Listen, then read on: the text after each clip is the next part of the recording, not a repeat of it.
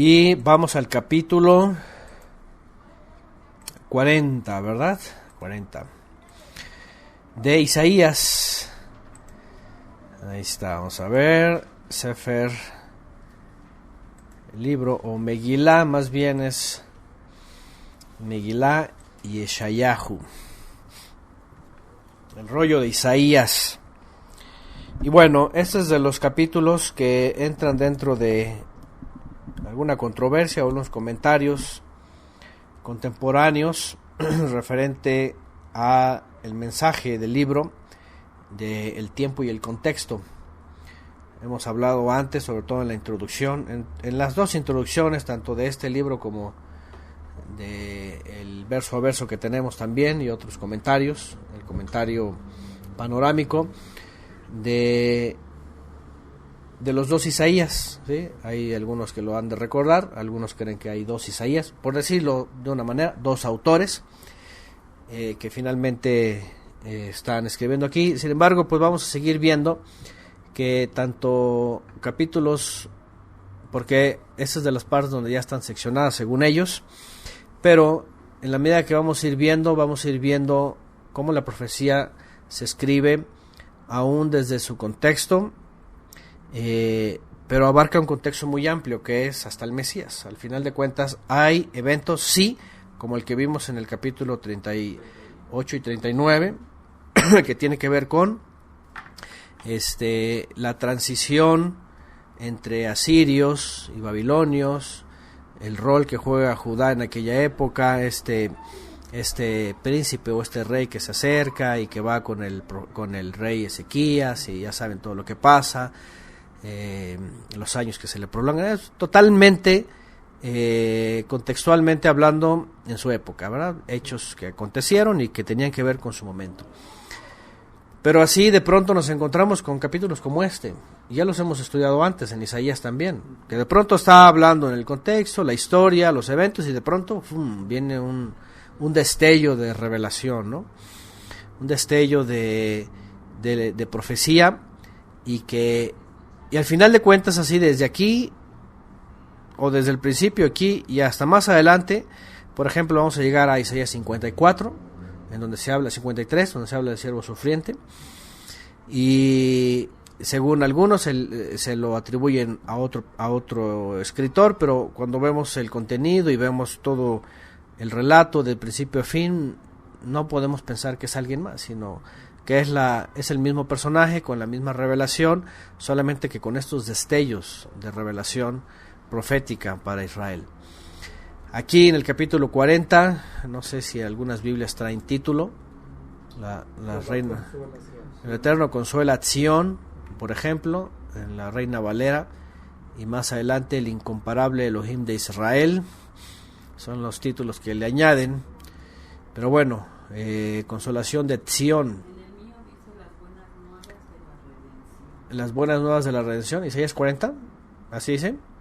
Las buenas nuevas de la redención, ok, bueno, dependiendo de las versiones, van a traer algunos títulos. La buena noticia, en otra Biblia, la buena noticia, vamos a ver,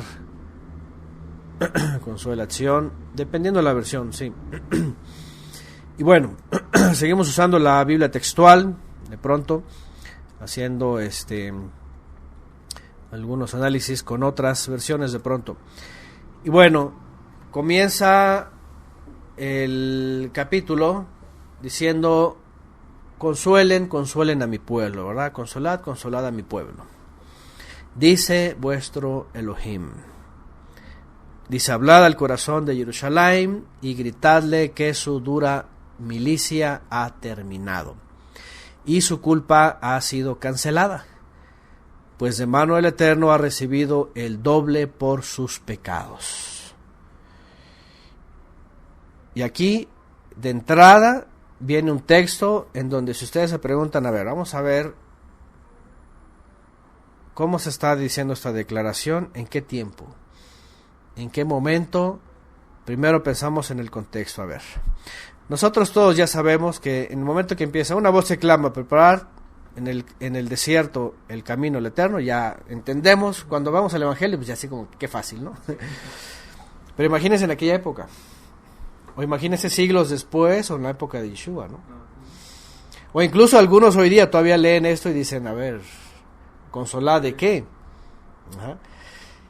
Y aquí es donde viene la controversia. Por ejemplo, algunos comentaristas extrabíblicos dicen, a ver, aquí hay cosas como que están fuera de tiempo, ¿no? Y dicen, consolad de que si está hablando en el 30, porque lamentablemente a veces todavía se sigue acostumbrando a leer un libro bíblico de esta categoría de principio a fin como si fuera cronológicamente escrito así. Y ya hemos dicho que no necesariamente, ni siquiera Génesis. Y es ahí donde tienen el error, ¿no? Exactamente, ahí es donde tienen el error de, a ver, empiezan a decir, no, este libro, y aquí parece otra sección, aquí parece otro tiempo, porque aquí consolad, pareciera como que ya el castigo ha venido sobre Jerusalén, como si los babilonios ya hubieran venido, ya hubieran destrozado, ya hubiera pasado la calamidad, y decirle, consuelen la acción, grítenle que su dura milicia, según esta versión. Hay otras versiones que dicen, vamos a poner otras versiones. Su tiempo está cumplido. Su tiempo ha cumplido, su tiempo de servicio, por ejemplo, otra versión dice,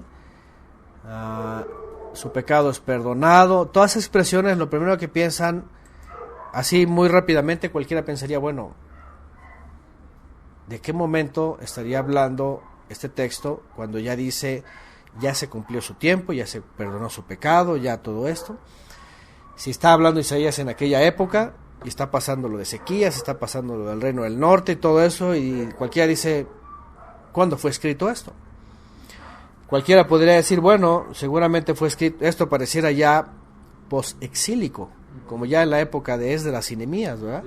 Como si, no, y ¿sabes qué? Ya pasó. ¿Sí? Pero, por otro lado, cuando uno se va al 3 y empieza a leer el 4 y todo lo demás, y se manifestará el esplendor del Eterno y todo esto, y obviamente hoy día, ya después de 2700, 2800 años, analizando el Evangelio, la Buena Nueva y los comentaristas de la Buena Nueva, evidentemente ya sabemos que todo este capítulo, incluso el que viene, ya tiene un contexto más amplio, hablando del periodo mesiánico, ¿sí? Es decir, ya Isaías, en una revelación, está escribiendo como si estuviera en el tiempo del Mesías, en el tiempo de la revelación, aunque está fuera de tiempo. Y la verdad es de que en todos los libros proféticos, aún en los Salmos, vemos esto. De pronto en los Salmos está David escribiendo inspiradamente sobre su contexto, sobre lo que está viviendo, sobre lo que lo está persiguiendo, o los filisteos, o el mismo Saúl, o quién sabe qué está pasando, y de pronto viene escenas del Mesías, ¿va? De pronto se traslada, imagínense, hasta 1000 años después de su existencia, escenas del Mesías.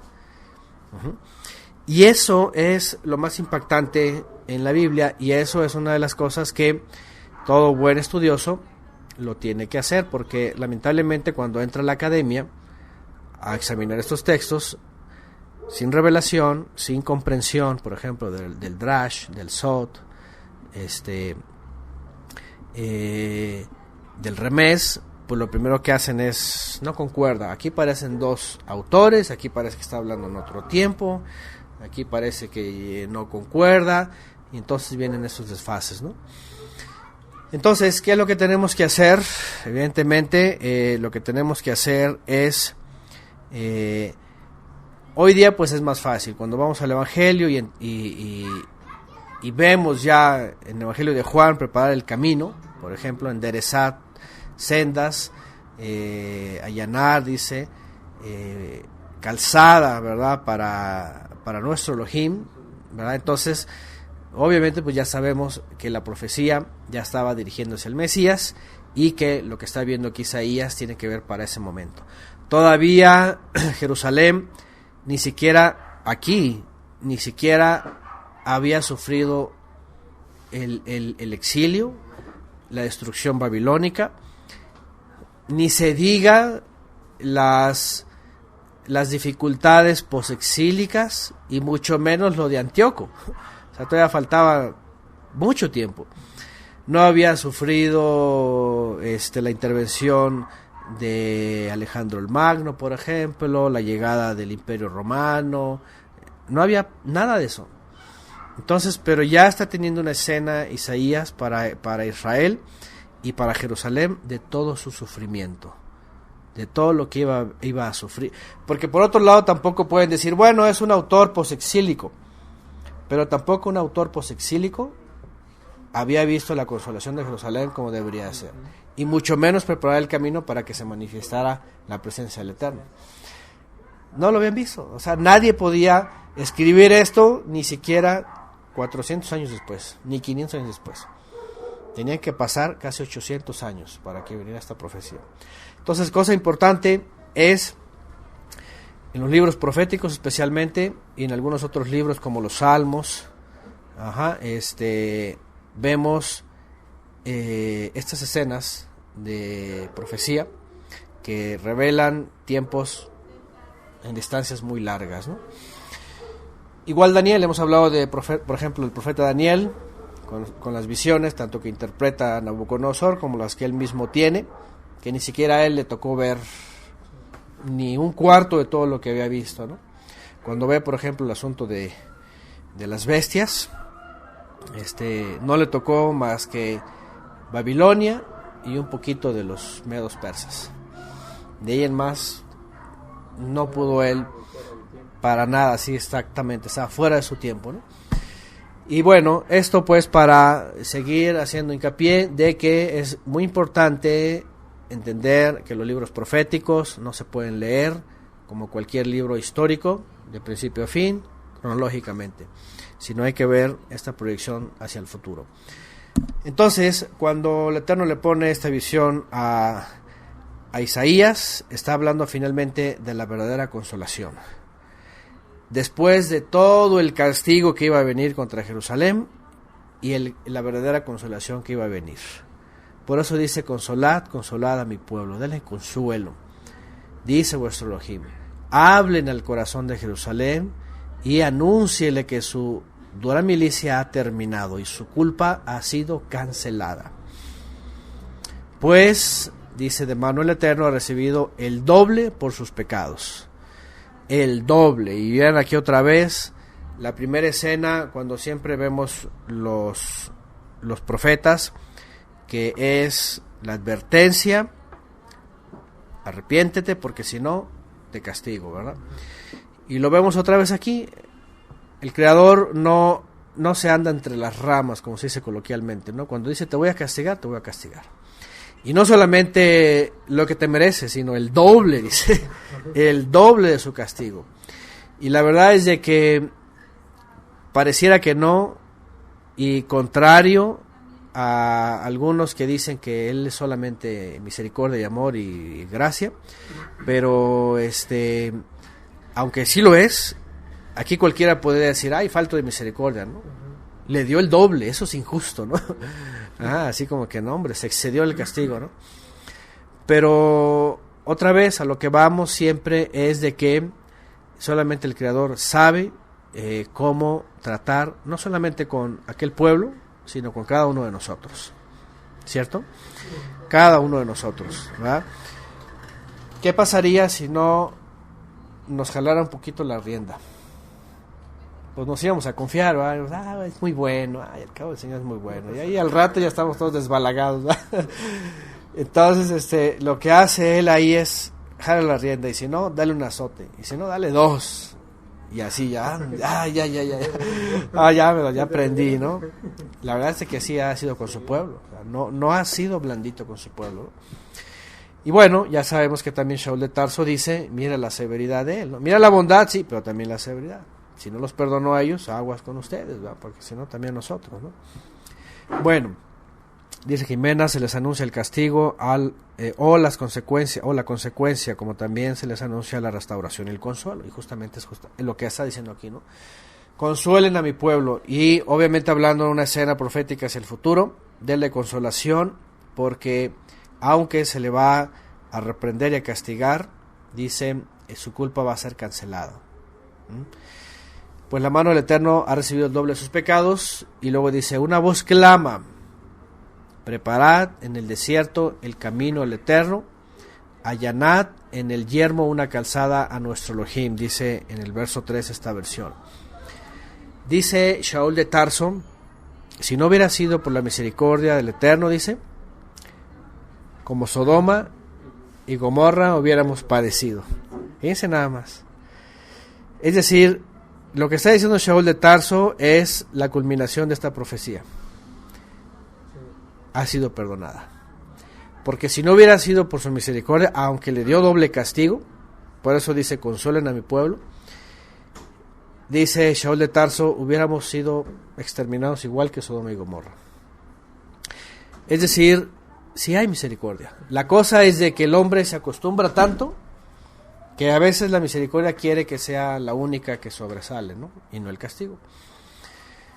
Y Shaul de Tarso es muy claro en este respecto porque también él cita a Isaías, ¿verdad? Y él dice, y lo que va a decir más adelante Isaías también, finalmente solamente un remanente, ¿verdad? Sí.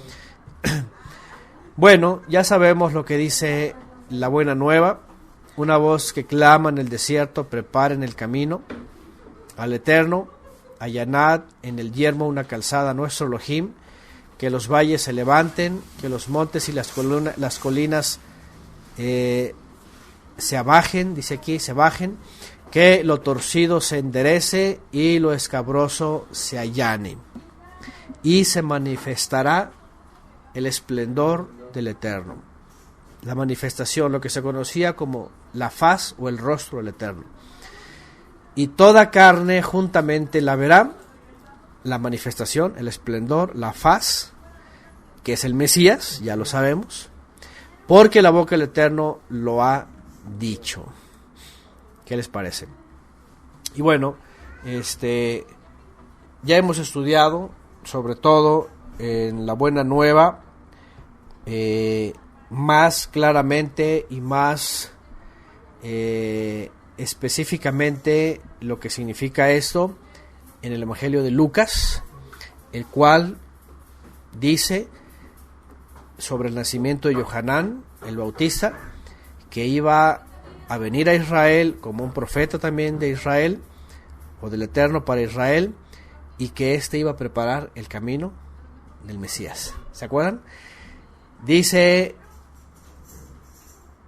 me va a ser Lucas, que cuando se habla de Yohanan, de Juan el Bautista, dice que él iba a ser enviado para preparar un pueblo bien dispuesto, ¿verdad?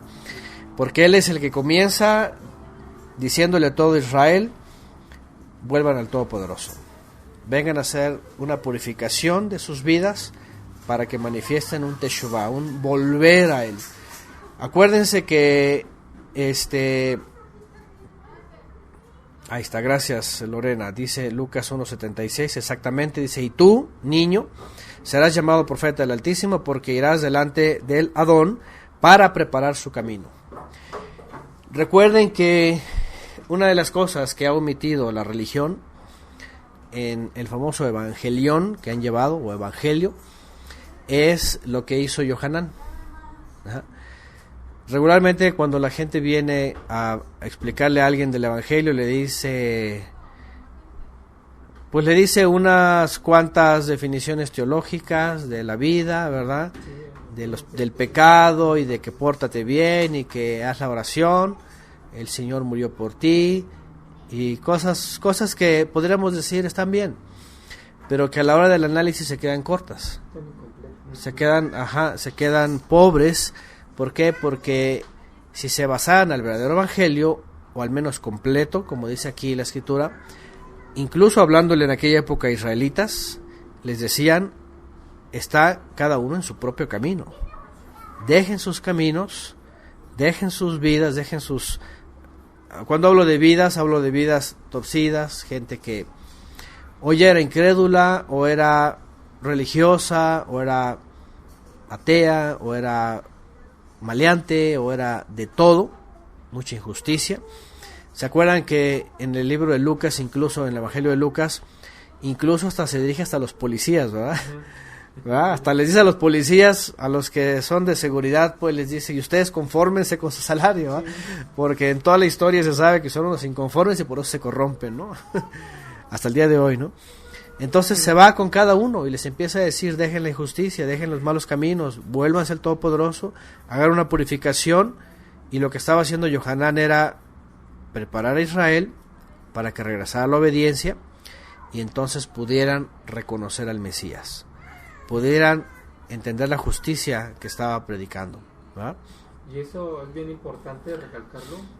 Cuando yo comencé a estudiar parte de los estudios de Cielos Nuevos, eso fue un gran impacto a mi vida, el aprender y reconocer que es un Teshuvah verdadero.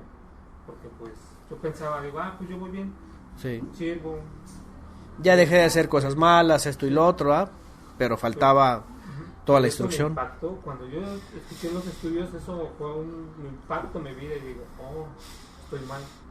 Y viene un reconocimiento y un Teshuvah verdadero. Claro. Bueno, eso sí me impactó en los estudios. Sí, sí, y aquí es donde viene una conciencia de verdaderamente ser nuevas personas, ser diferentes, ¿no? No solamente actuar en lo que se nos había enseñado.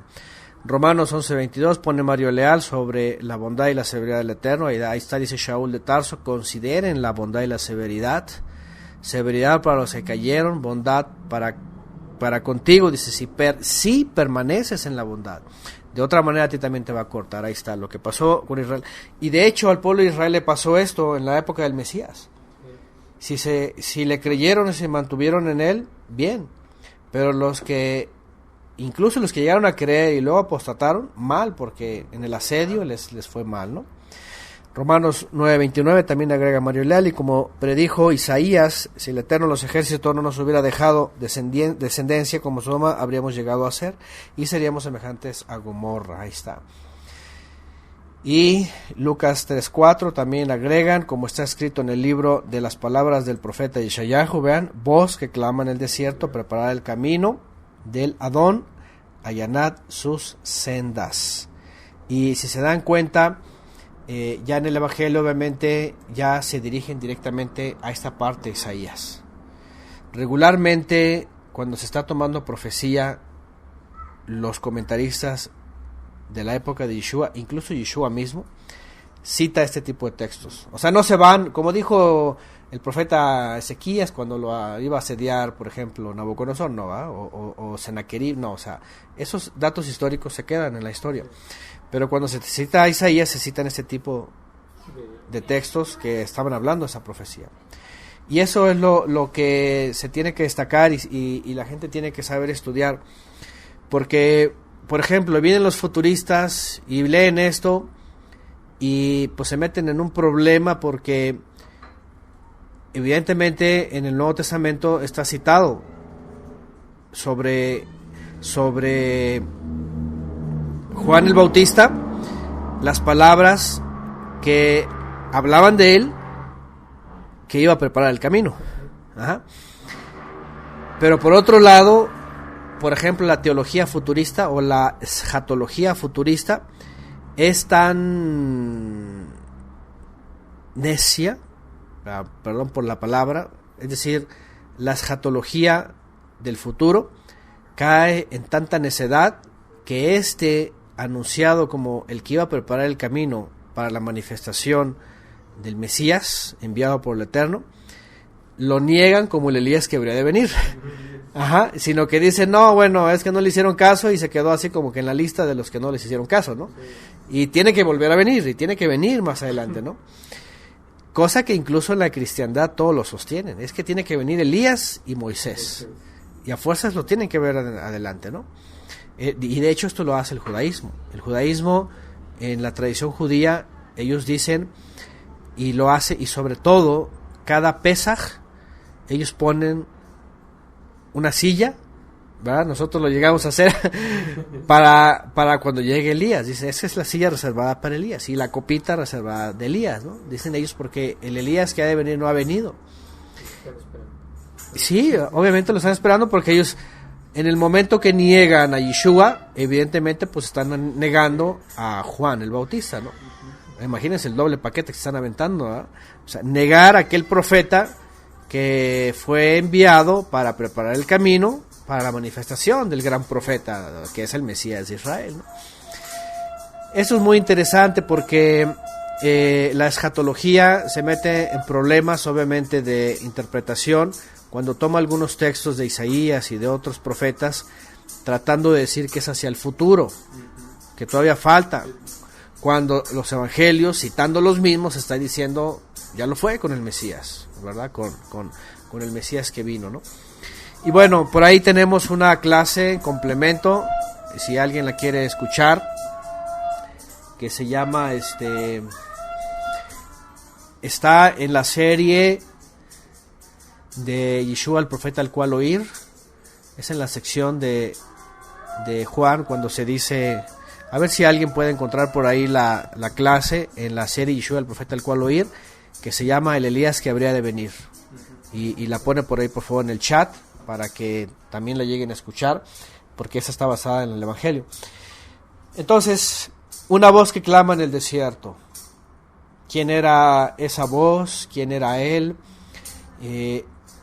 Ya desde aquí, en la antigüedad, se citaba a Isaías para decir que iba a venir alguien enviado por el Eterno desde el desierto, clamando a gran voz para todo Israel: vuélvanse a mí.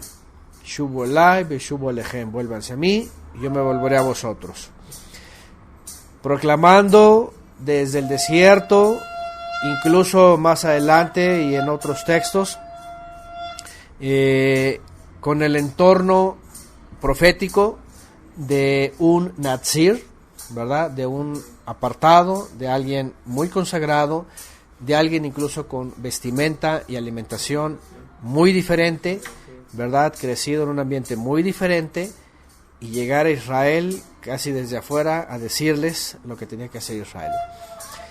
Importante es de que en la profecía no decía que iba a venir Elías, sino alguien con la unción de Elías, ¿sí? Y eso es la gran diferencia. Y digo eso porque también hay movimientos, y en la cristiandad también se cree esto, por la Kabbalah. No crean que la cristiandad lo cree porque siempre lo ha creído, porque hay unos cristianos que se sienten muy ungidos diciendo que así es, pero en la Kabbalah se cree en la reencarnación, y entonces ellos creen que es el mismo Elías reencarnado, ¿no? O venido desde el pasado, ¿no? Y otros dicen que es el espíritu de Elías que ha venido en diferentes formas. Dicen que la última que va a venir es la séptima, pero es el espíritu de Elías manifestado, ¿no? Pero lo que dice la escritura es que es alguien con la misma unción de Eliyahu, de Elías, es decir, con el mismo llamamiento, con el mismo soplo del Eterno, porque una cosa es que sea el espíritu de Elías o el alma de Elías, y la otra es que sea el soplo que traía Elías. Por ejemplo, cuando Moisés dirigía al pueblo de Israel y era un desastre ya, y llega la desesperación, y el Eterno le dice: tómate 70 ancianos de entre Israel, dice, y ora sobre ellos imponiendo manos, ¿verdad? Dice que transfiere, ¿qué? Del Ruach de él, es decir, de la unción que ha recibido él.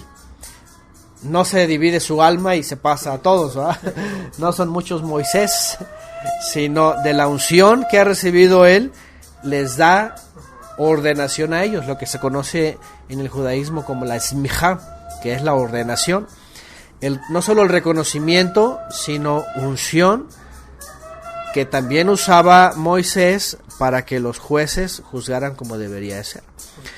Otra vez, en el caso de Yohanan, no era un reencarnado, no era el espíritu mismo de Elías, no era su alma, no era otro Elías, simplemente era el Elías que habría de venir. Es decir, Yohanan, nacido de papá y de mamá, pero con la misma unción de Elías. ¿Para hacer qué? Para hacer regresar al pueblo de Israel. ¿Qué es lo que hizo Elías en su época? Hacer regresar al pueblo de Israel, ¿no? Porque estaban todos desbalagados, estaban todos, y entonces él es un llamado de hacer volver. Ajá. Creo que aquí está poniendo Enrique Vera Sí, este es, gracias. El número 11 de la serie Yeshua, el profeta al cual oír. Restauración y el Elías que habría de venir. Esa clase es muy importante, yo se la recomiendo. Ahí está, gracias. También la pone ahí Mario Leal. Bien. ¿Qué pasó, Shirley? Ya están los niños allá cantando, ¿verdad? Eso es, ya están los niños allá con sus cantos también. Bueno, Lucas 1:17 procederá al Adón con el Ruach. Vean, con el Ruach, o sea, con la unción, con el soplo de Elías. Con la unción y el poder de Eliyahu. ¿Para qué? Para volver el corazón de los padres a los hijos y de los rebeldes a la prudencia de los justos, a fin de preparar para el Adón un camino, ¿verdad? Bueno, esto es muy importante porque, pues bueno, para poder entender este capítulo, incluso el que sigue, que tiene que ver con lo mismo, un poquito más este capítulo, el 40, y volver y seguir retomando lo que hemos estado estudiando, porque yo sé que la gran mayoría de nosotros, incluso todavía hay algunos ahí que traen un poquito, sobre todo los que van saliendo de la cristiandad o el mesianismo, o que están metidos en el mesianismo, el efraimismo, todavía un poco desconfigurado el asunto de lo que es de qué es lo que se espera y qué es lo que ya pasó, ¿verdad? Todavía algunos creen sí en el regreso del Mesías y con gran esplendor y todo eso, pero por otro lado todavía están esperando a Elías y a Moisés, ¿verdad? Y obviamente como van a Apocalipsis y leen ahí que Elías y como Moisés, ¿verdad? Y que mueren en la plaza y todo este texto, ¿verdad? Así misterioso, que obviamente Apocalipsis es un libro figurativo, es más que profético, es totalmente alegórico, figurativo. Pues por eso vienen todas estas confusiones, ¿no? Bueno, Malaquías 4:5 también lo dice más específicamente: aquí yo os envío al profeta Elías antes que venga el día del Adón, el día grande y terrible. Y ese día grande y terrible también, vean, por ejemplo, importante porque ya para Malaquías todavía el anuncio todavía no ha llegado Elías. Imagínense, de Isaías hasta Malaquías, ¿cuántos años transcurrieron? Más de 300 años. Más de 300 años. Imagínense cómo alguien en la época de Isaías podía leer esto sin contemplar incluso Malaquías. Cuando viene Malaquías, imagínense, todavía dice, Malaquías, todavía no ha venido el Elías que habría de venir. Y todavía pasa de Malaquías hasta Yeshua otros 400 años. Entonces se dan cuenta cómo la profecía tenemos que ponerla dentro de sus límites, ¿no? Es decir, el límite máximo obviamente era el Mesías, para todo lo que se dice en los profetas del Tanaj. El límite máximo es el Mesías. Y la consecuencia de obedecer o no obedecer. Bueno, Mateo 11, 14 al 15, y si queréis recibirlo, él es aquel Elías que habría de venir, el que tiene oídos para oír, oiga. Y bueno, esas son palabras del maestro. Esas son palabras sublimes, estas son palabras que no tienen ninguna vacilada, si de por sí todo lo que leemos no tiene, pues menos estas. Yo cuando hemos estudiado el Brit Hadashah, y una de las cosas que el Eterno a mí me hizo también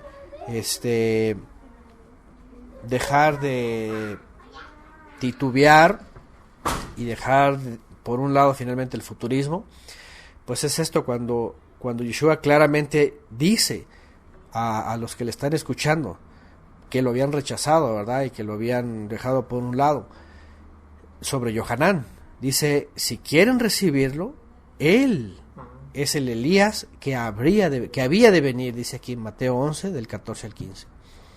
Él es el Elías que había de venir. Es decir, ¿por qué están esperando un Elías? ¿Por qué insisten? Es que todavía hay grupos, todavía hay efraimismo, mesianismo, judaísmo, todo, sobre todo el judaísmo, ¿no? Que ya saben, por ahí pusieron también, le ponen una silla Elías en Pesaj. Es muy interesante, por cierto, y yo lo he comentado antes en la tradición judía, ¿por qué la ponen en Pesaj? La silla, a ver, pregunta examen. Los que quieran rebatirle el judaísmo y decirles las cosas como son. ¿Por qué la ponen en Pesaj y no en Shavuot, por ejemplo, o en Sukkot? o en Yom Teruah, o Yom HaKippurim. ¿Por qué la ponen en Pesaj? Es bien interesante. Dicen, en la tradición judía, dicen que Elías se iba a manifestar en un Pesaj.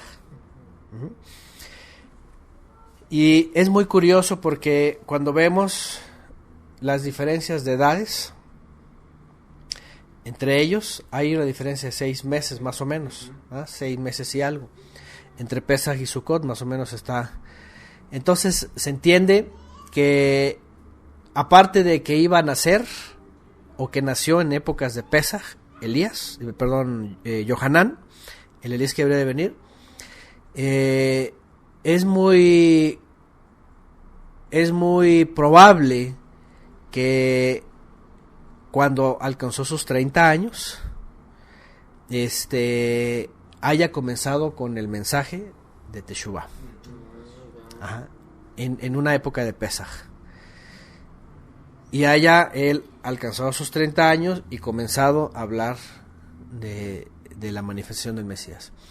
De tal manera que, igual, cumplidos sus 30 años Mashiach, él comenzaría su mensaje en la época de Sukkot. Porque él se entiende que nace en épocas de Sukkot y se manifiesta en épocas de Sukkot. Porque habla de tabernaculizó, dice una versión, moró entre nosotros, vino a morar.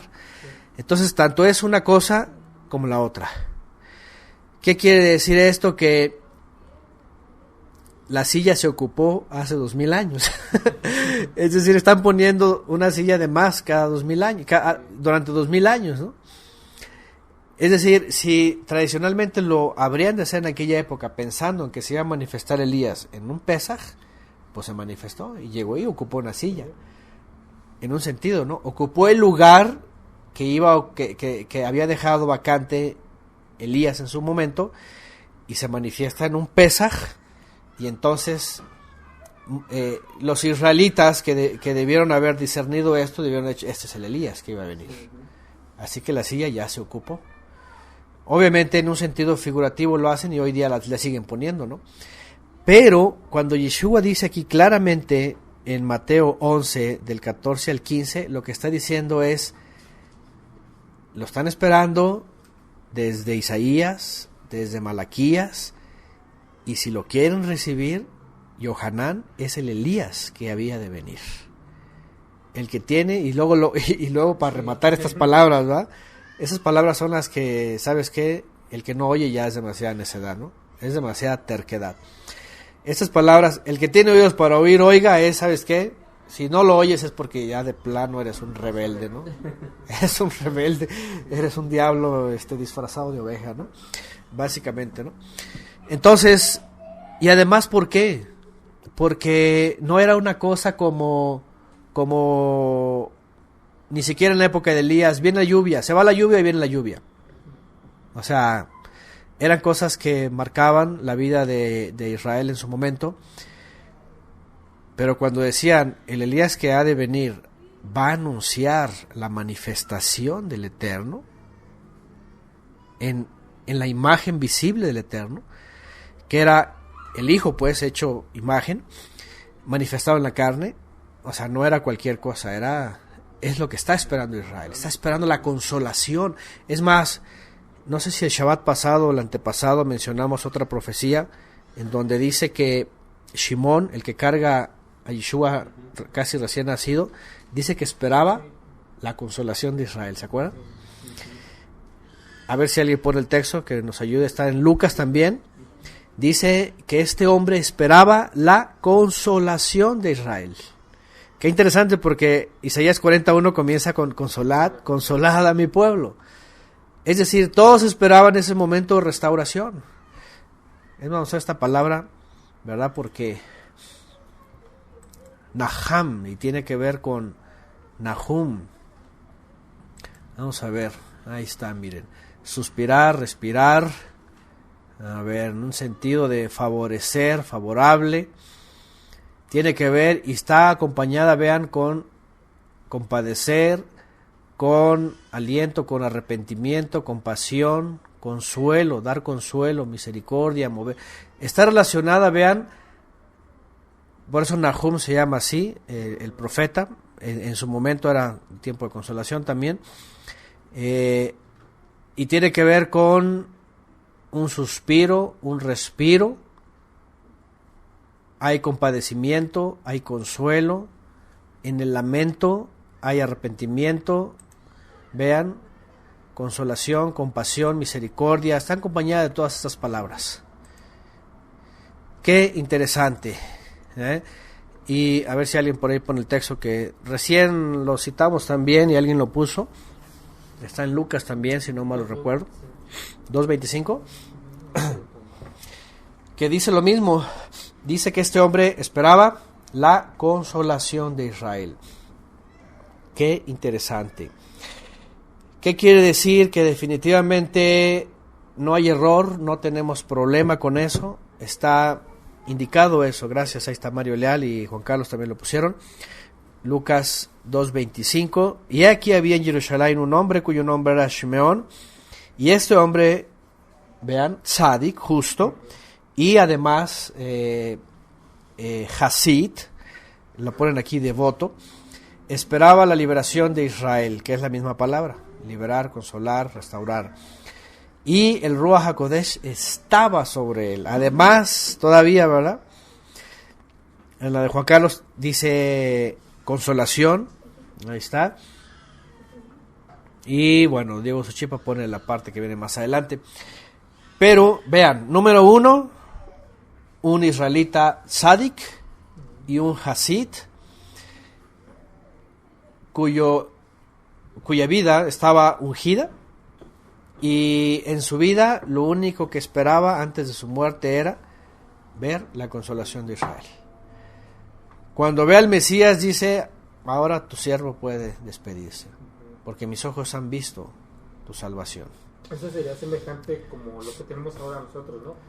Esperar el regreso de Yeshua, ¿no? Sí. Así como que estamos en espera, ¿no? En espera de su manifestación. Estamos viendo las señales de entrada, ¿no? Sí. Estamos viendo las señales, por ejemplo, de su regreso, ¿no? Ahí está. Agregan acá, dice, ahora Eterno, dice, de acuerdo con tu palabra, tu siervo está en Shalom para cuando le quieras despedir, porque he visto con mis ojos, con mis propios ojos, tu salvación, Yeshua Teja. Gracias, Diego Suchipa. Y ahí está, la verdad es de que esta lectura de los profetas nos vuelven a poner en sintonía con la profecía, con el Mesías. El Elías que habría de venir es Yohanan, trae la unción de Elías, no es reencarnado, no es un Elías de más, no está pasando 7 veces, etcétera, etcétera, sino que es el Elías que habría de venir. Y bueno, ya dijimos también que preparar el camino, ¿se acuerdan? Es una figura también, es un lenguaje dentro de la profecía, que es como todo. Ahora que veníamos para Chalco, y siempre cuando viajamos yo veo, a mí me maravilla lo que ha hecho el hombre hoy día con las maquinarias, ¿no? Cuando se trata de rebanar los cerros. Es una cosa impresionante. De Tepoztlán para acá, que es una zona bien rocosa, han metido unas máquinas impresionantes porque tienen que rebanar la roca. Y está rocoso, y yo cuando veo digo, qué impresionante lo que llega a hacer el hombre con las máquinas, remover las rocas y finalmente todo el terreno accidentado, prepararlo para una carretera. Que bueno, al final de cuentas, nuestros ingenieros modernos echan a perder todo, porque quedan carreteras así que se bajan y es otra cosa, ¿no? Pero la motoconformadora finalmente hace un camino recto, ¿no? Allanado, aplanado, listo para transitar, ¿no? Israel en aquella época era un desastre. Había sectas por todos lados, estaban desde los esenios, gnósticos, con un montón de herejías en el Qumran, estaban los de la extrema derecha también, ¿verdad? Fariseos y saduceos en el templo y toda la estructura, la casta sacerdotal de los tzadikim, según descendientes de Sadoc, helenistas, etcétera. Había de todo. Y ¿Y qué figuraba esto? Pues un terreno todo malo, todo deshecho, ¿verdad? Maleza por todos lados. ¿Y qué es lo que estaba haciendo justamente el profeta? Porque fue el más grande de los profetas, dice Yeshua. Yohanan, pues era eso, era emparejar. Es decir, a ver, se me calman todos, ¿verdad? Dejen sus malos caminos, dejen cada uno sus veredas, sus sendas, y concéntrense en eso. Ya llegó el momento, para que todos se alineen a un solo pensamiento, ¿verdad? Vuélvanse a sus malos caminos, regresen al Eterno, vengan a la obediencia. Hagan la purificación, ¿por qué? Porque la manifestación del Eterno ya llegó. Va a venir, que es el Mesías, ¿no? Y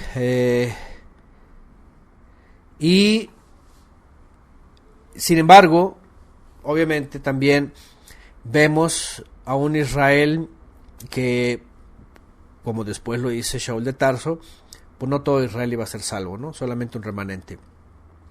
Es decir, no todos escucharon el llamado. Finalmente, muchos se endurecieron, ahora sí que como la roca, se endurecieron más y no quisieron ser preparados, ¿verdad? Se quedaron cada uno con sus propios montes, lo que habían construido, hasta el día de hoy, de hecho, y siguen construyendo montes, ¿no? Es decir, no se adecúan a la profecía, al entendimiento, al Mesías, al reino, a lo que hoy día ya Yeshua enseñó y los emisarios, y siguen levantando montes, es decir, pequeños imperios o grandes imperios humanos, ¿no? Bueno, que los valles se levanten, que los montes y las colinas se bajen, que lo torcido se enderece, los cabrosos se allane, y se manifestará el esplendor del Eterno, y toda carne juntamente la verá, porque la boca del Eterno lo ha dicho. Una voz dice, proclama, otra responde, que proclamaré, que toda carne es como hierba, y todo su esplendor como flor campestre. Se seca la hierba, se marchita la flor, cuando el aliento del Eterno sopla sobre ellos. En verdad, el pueblo es hierba. Sécase la hierba, marchítase la flor, pero la palabra del Elohim nuestro permanece para siempre.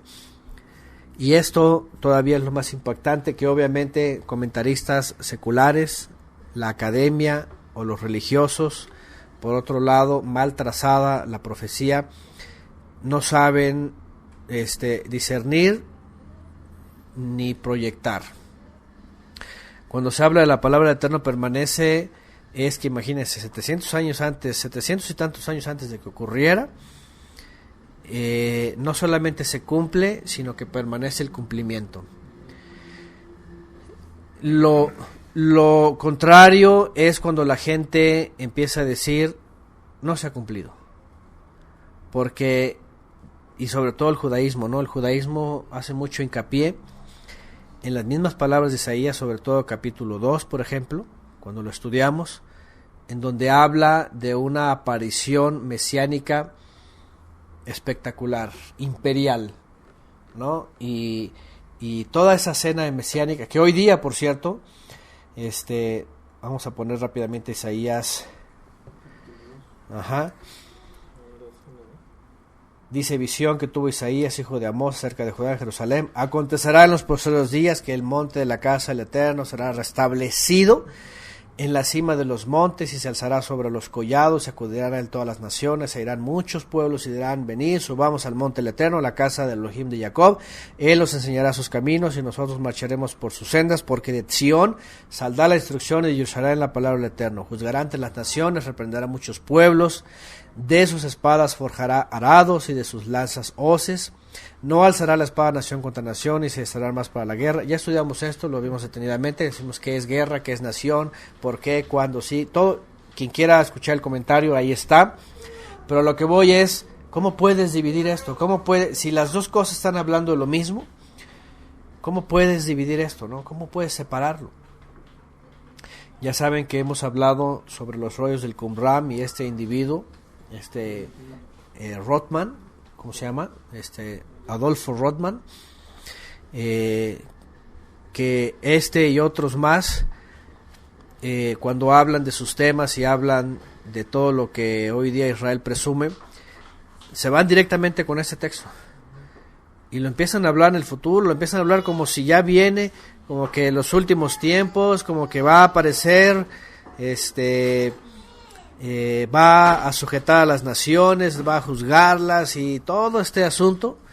Yo lo llegué a mencionar en una de las clases que tuvimos, poniendo gráficos, poniendo a estos personajes. Incluso les recomendé yo un video donde el individuo, lo único que sabe decir de los profetas es eso, para decir que ya le llegó el momento a los judíos desde Israel, ¿no? Pero por otro lado está Isaías 40 y está citado en el Brit Hadashah. Y una de las cosas que a mí y de veras, por eso he sido a veces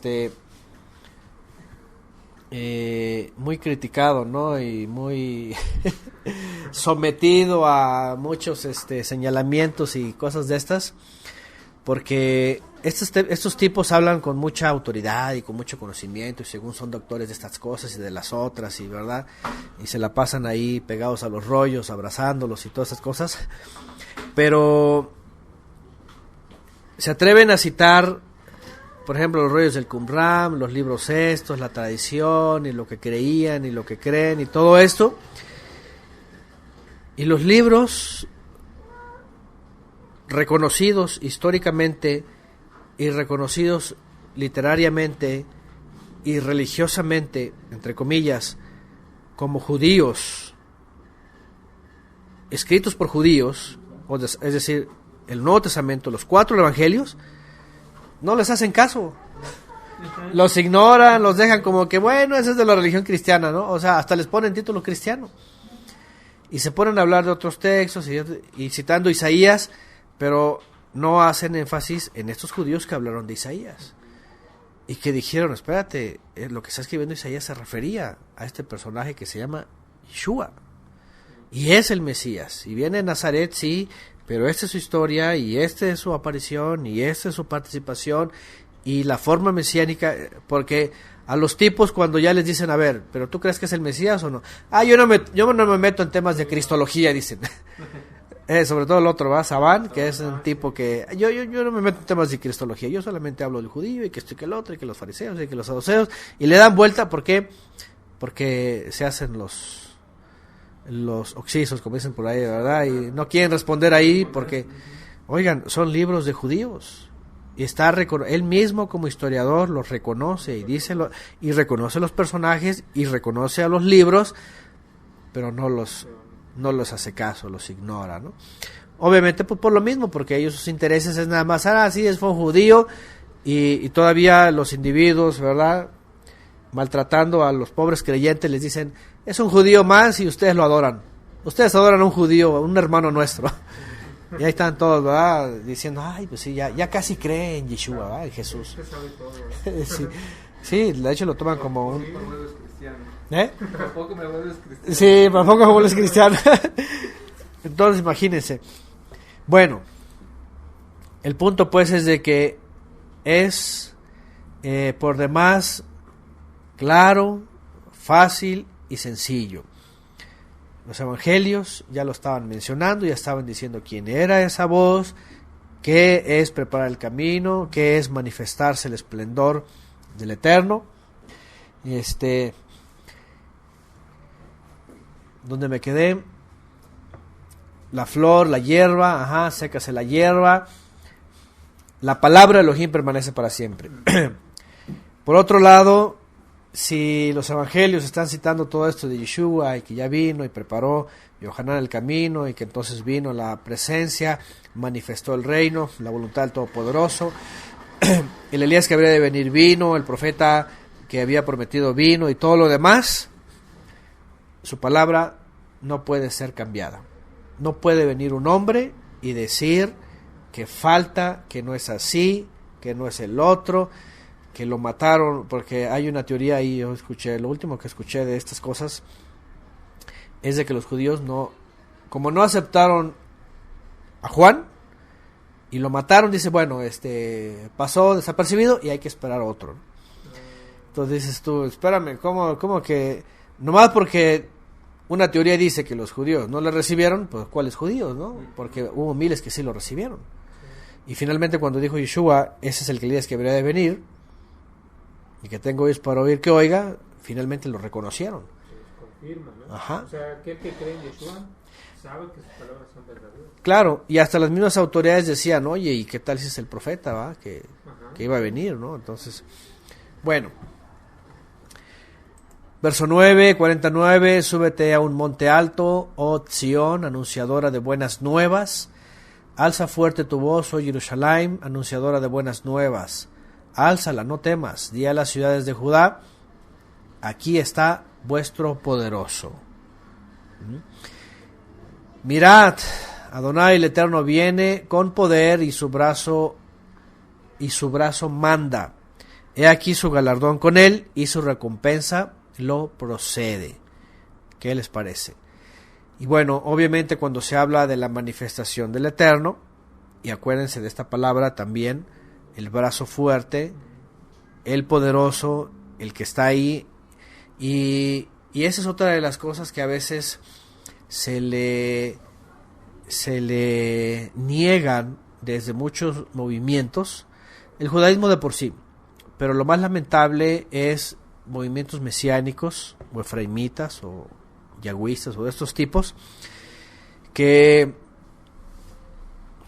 tienen al Mesías, tienen a Yeshua, hablan de él y le hablan como quiera Yahshua, o incluso hasta no dicen Yahweh Yahshua y cosas de estas extrañas de Praxias y de el otro, ¿cómo se llama? Tertulianus. Y con todo y que lo declaran hasta lo que sea, lo bajan totalmente de nivel. O sea, lo ponen como un Mesías extraño, un Mesías sin, ¿cómo se puede decir? Sin todas las credenciales, sin toda la autoridad. Sí, como medias, como que falto de cumplimiento, como que hizo algo pero le faltaron cosas, ¿no? Como que no es rey, pues, básicamente que no es rey. Tienen un Mesías así como que prometedor, pero no lo comprenden entronado, no lo comprenden con el nombre del Eterno sobre él, como intermediario, como alguien que está ahí dando la cara por el Eterno, mostrando la autoridad del Padre. Sino que lo tienen así como que ambiguo, como que le falta completar su reino y todo lo demás. Pero vean lo que dice aquí. Dice, aquí está tu poderoso. Mira, dice, Adonai el Eterno viene con poder, dice, y su brazo manda, ordena. O sea, su autoridad, lo que está diciendo es, el Mesías es el que va, o sea, es como, y yo siempre pongo este ejemplo porque a veces yo no sé cómo, por la gente que no puede discernir, no le puedes enseñar a discernir, ¿verdad? Pero a veces le pones el ejemplo como, es como cuando en tu trabajo dices, pues viene el director general, ¿no? O sea, no es de que te sientes a tomarte una paletita, un cafecito, pues que venga, ¿no? No, o sea, ¿sabes qué? Te pones así como que ahí viene, o sea, toda tu atención a él, ¿no? Toda tu atención al director general, porque ahí viene, que me vea trabajando, que me vea activo, que aunque seas pasivo, que me vea activo, así como que si yo soy un proactivo, ¿no? Todos quieren quedar bien, ¿verdad? Todos quieren, que me vea que soy diferente, a lo mejor me asciende, ¿verdad? Me pone como su mano derecha, ¿no? Y imagínense en el primer siglo el ridículo y lo vergonzoso de aquellos que decían ser muy judíos hasta de linaje y despreciando al Mesías, o sea, despreciando la autoridad, haciendo a un lado al director general, ¿no? Por decirlo, ¿no? Que venía directamente del dueño, ¿no? O sea, el Padre que está en los cielos lo manda. Por eso Yeshua dice, y también la Escritura dice, y lo acabamos de leer de Yohanan, dice, el que no tiene al Hijo, el que no acepta al Hijo, finalmente no está aceptando al Padre. Punto. Y el Padre no va a tener misericordia de él. El que niega al Hijo, niega al Padre. Dice Yeshua, el que me niega delante de los hombres, yo lo voy a negar delante de mi Padre. O sea, no pueden comprender el peso de esa escritura, de eso histórico, de ese hecho, ¿verdad? tan tan real, ¿no? Dice por acá, como un Mesías fallido. Ajá, por ejemplo, porque murió. Algunos lo ven así como que, bueno, Sí. el Mesías sufriente nada más, pero viene el poderoso, el que reina, ¿no? Espérame, si ya está reinando, está en su trono, ¿no? Y tiene el cetro, y tomó el cetro de Judá. Estas cosas son de las que el que le puede discernir está completo.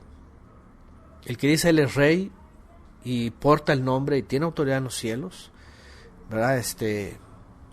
Ha podido discernir. Ajá. Y por eso dice así, con poder su brazo manda, he aquí su galardón con él y su recompensa lo precede. Además de eso, dice la Escritura que él tiene todas las credenciales, todas las licencias, pues toda la autoridad para galardonar, ¿verdad? Para galardonar y para dar recompensa. Agrega en el 11, como pastor, vean, apacentará su grey, recogerá los corderitos en sus brazos, vean esta escena, los llevará en su regazo y sustentará a las recién paridas.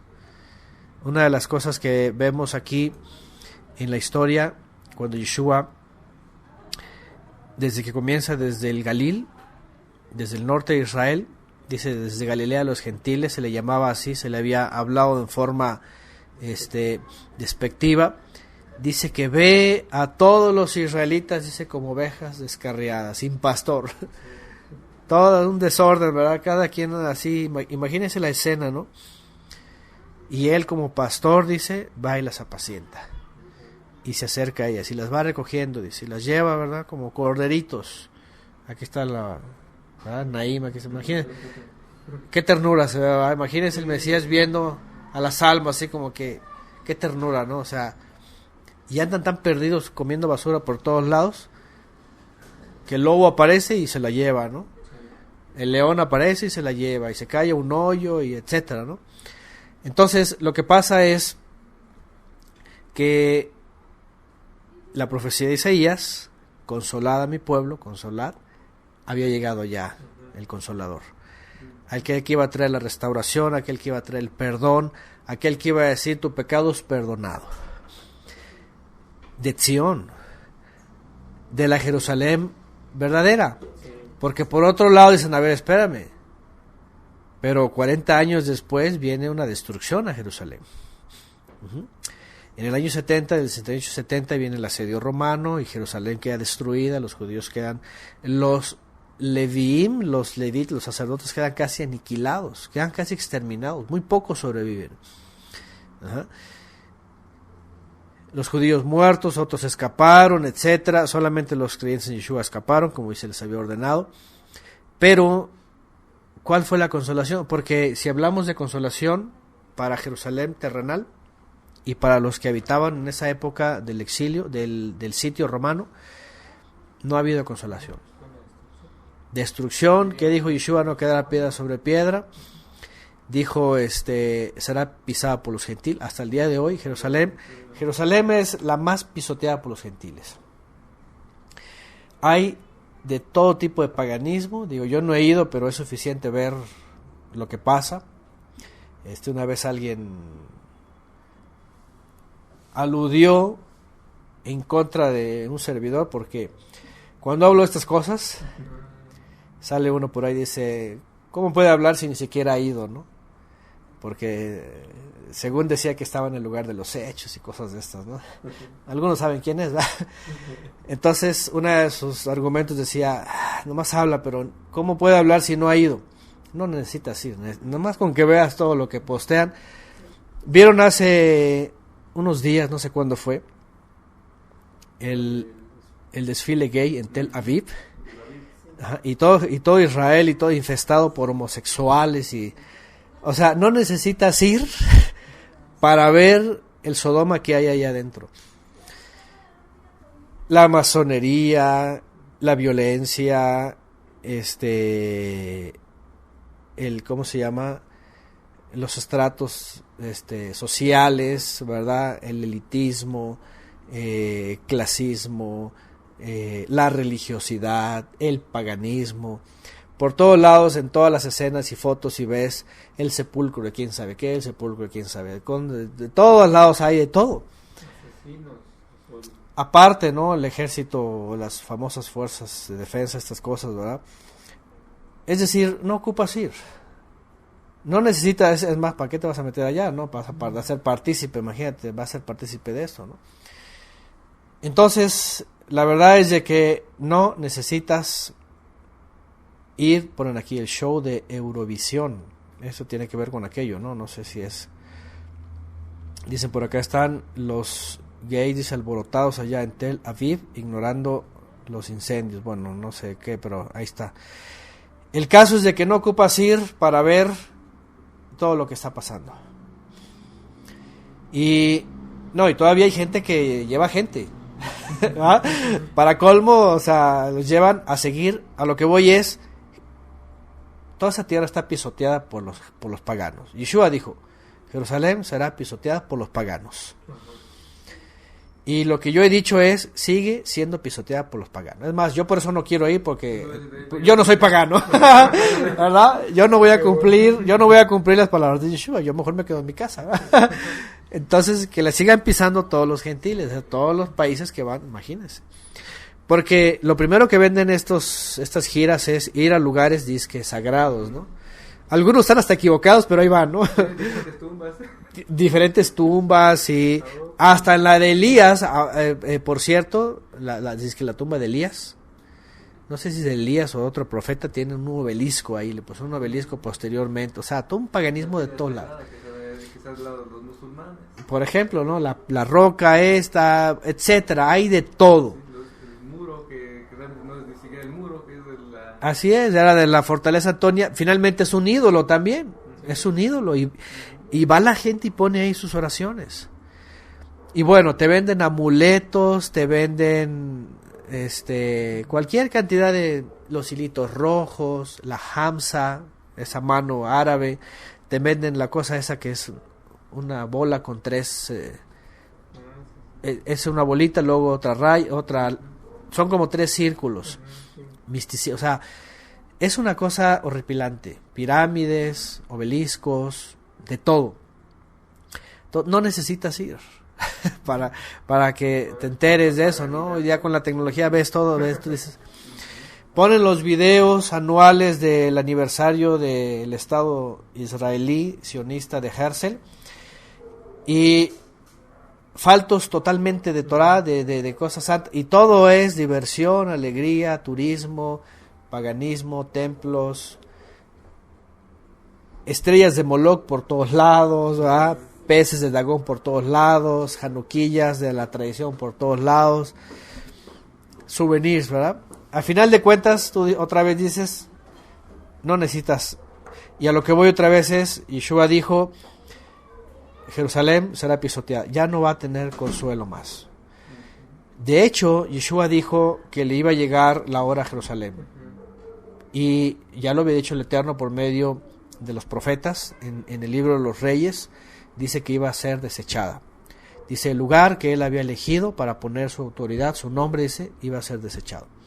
¿Por qué? Porque venido el Mesías, el que porta el nombre, pues ¿qué ciudad necesitas con autoridad, no? Ya no hay. A lo que voy pues es de que esta es la gran diferencia. Cuando le quitan las credenciales, los poderes, la autoridad que el Padre le ha dado al Mesías, entonces nada más lo suben a un pedestal, pero todo lo demás es un Mesías fallido. Falta reino, falta Jerusalén terrenal, cuando ya aprendimos en Isaías 2 cuál es el verdadero monte. El monte verdadero de Sión es la voluntad del Padre en los verdaderos creyentes, la Jerusalén celestial, los verdaderos, los patriarcas, los profetas, los emisarios, todos aquellos que conforman el verdadero monte que es la Jerusalén celestial, no la terrenal. Entonces, aparte ponen acá, Enrique, hasta sinagogas están levantando por todos lados, ¿verdad? Y en la selva y puras cosas de estas. De veras es el ridículo y hasta se quieren vestir de levitas y todo eso, ¿no? Es una cosa de veras vergonzosa. O sea, yo que he visto estas cosas y esta gente que pasa, ya no saben qué más inventar. Dice, como decía Pepe Rueda, pues si no puedes ir hasta allá, pues te lo traigo para acá. Te traigo para acá una sinagoga, un templo judío, ¿no? Bueno, y lamentablemente todo gran parte del movimiento mesiánico, aunado con la cristiandad, porque finalmente la cristiandad es la que está también apoyando todo esto, ¿no? Porque el dispensacionalismo habla de una restauración física de los judíos. Cuando hemos estudiado este tema, yo les he dicho, son los judíos de finales del siglo XVIII que empiezan a introducir las teorías de Shabbatai y de Luria, y luego nace el dispensacionalismo ya con injertos judíos de una restauración judía física. Y por eso hoy los cristianos dicen, sí, que vayan a su tierra porque tienen que manifestarse y luego en el reino y luego un montón de cosas. Y luego dicen, en el reino los vamos a evangelizar. Y los judíos están locos. En el reino a esos paganos los vamos a enseñar Torah. Y los mesiánicos dicen, no, a los dos les vamos a enseñar Torah nosotros. Entonces imagínense, cada quien tiene su disonancia, ¿verdad? Y además tienen su distopía ya hecha, ¿no? Todas estas cosas. Bueno, pero cuando viene el Mesías, otra vez regreso al 11, como pastor, apacentó su grey, recogió a los corderitos en sus brazos, los lleva en su regazo y sustenta a los recién paridos. Obviamente comenzando con los israelitas de su época. Y bueno, después viene una serie de expresiones sobre como para hablar de garantía, como para hablar de entendimiento y de comprensión. Pero toda esta primer parte, pues, porque después creo que hasta lo divide, ¿no? Dice, el incomparable Elohim de Israel, del 2 en adelante lo divide en algunas versiones. Empieza a hacer unas comparaciones para tratar de hacerles entender. Y yo creo que un poquito de distractor,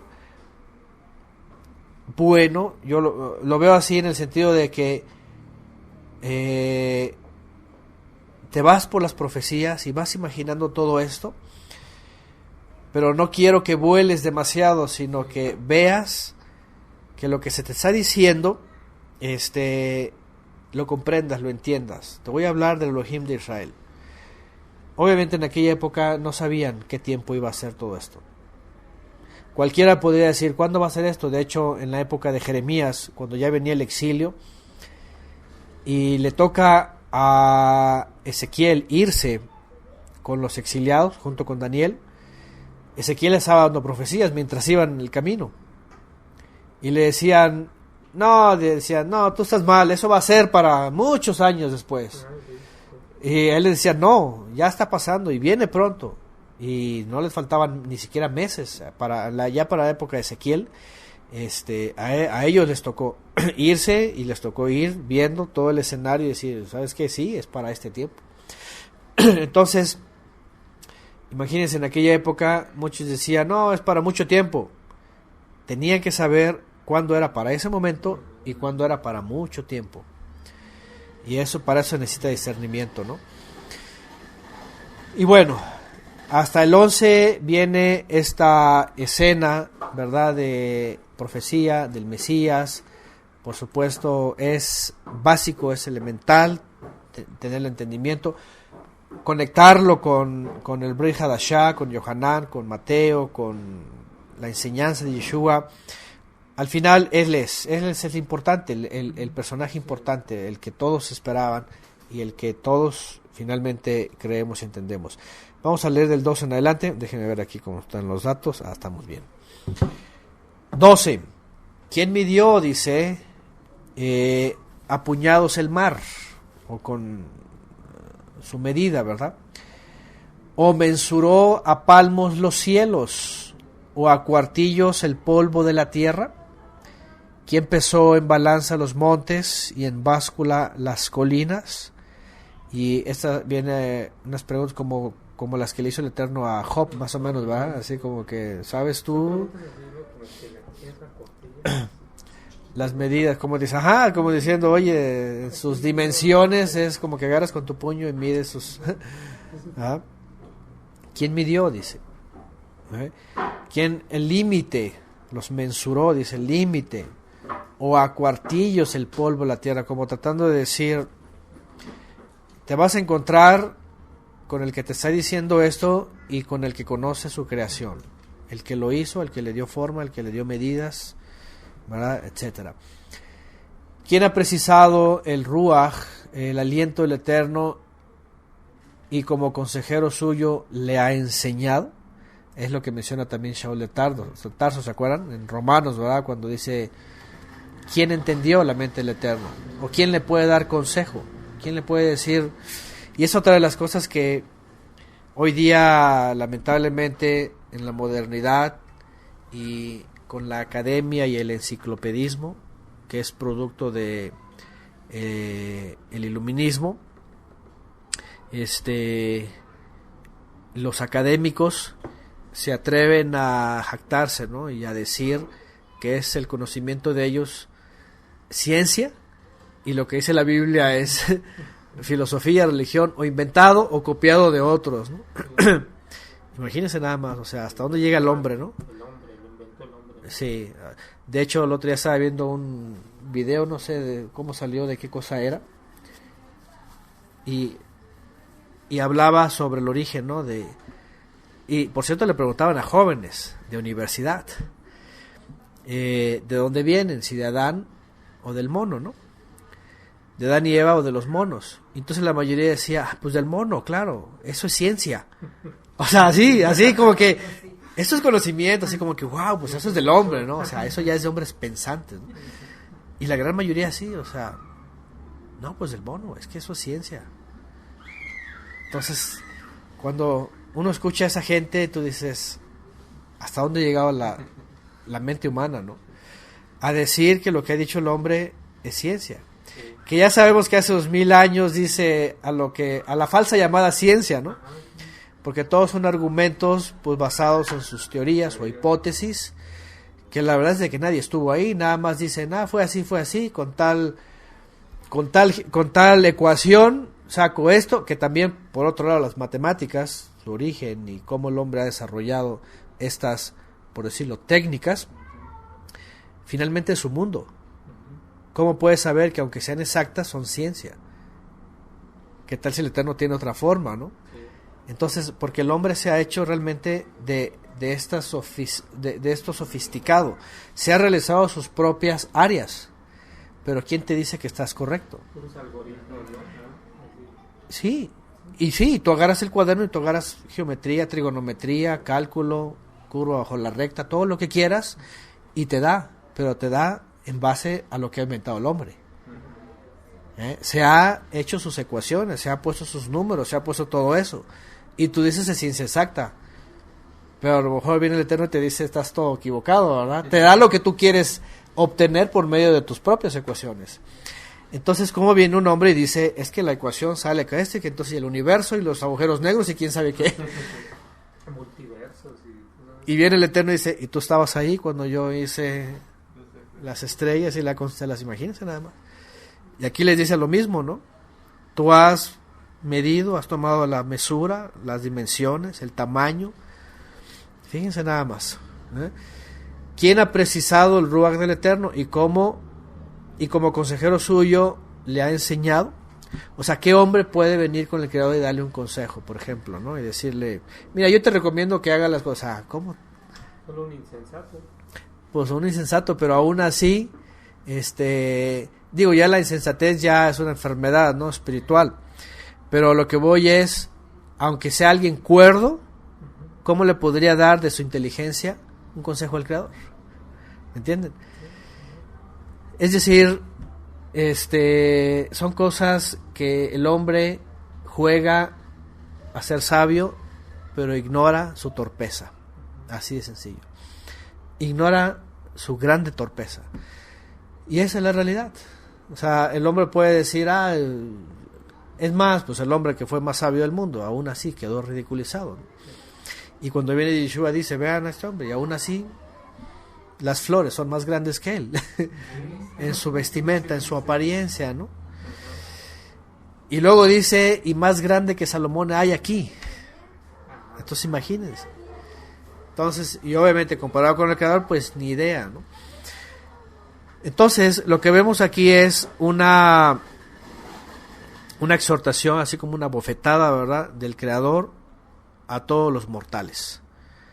Habla de profecía, habla de cosas escondidas, habla de cosas que iban a venir, pero nos va a dejar así como que o somos creyentes o somos unos torpes, punto.